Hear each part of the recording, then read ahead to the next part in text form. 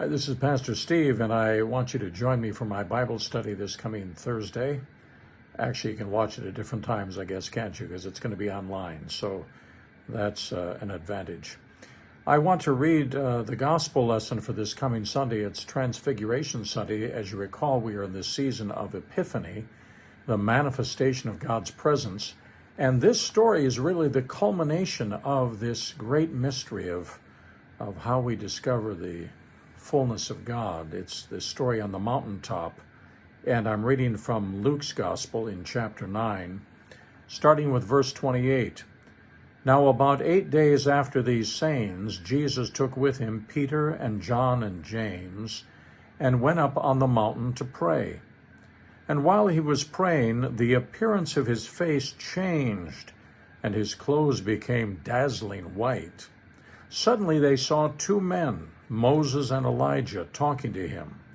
They appeared in glory and were speaking of his departure, which he was about to accomplish at Jerusalem. Now Peter and his companions were weighed down with sleep, but since they had stayed awake, they saw his glory and the two men who stood with him.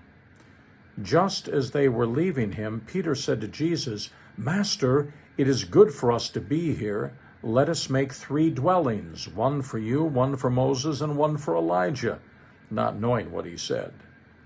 While he was saying this, a cloud came and overshadowed them, and they were terrified as they entered the cloud.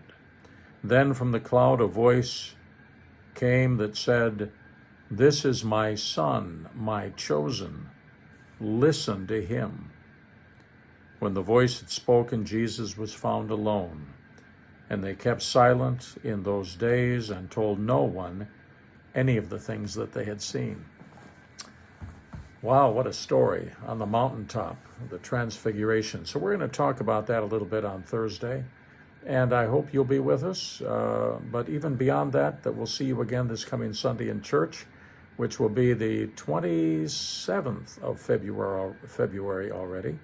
So I'll look forward to that. In the meantime, as I say every week, please pray for me, and I will continue to pray for you, all the members of this community that we so fondly call Emmanuel Lutheran Church.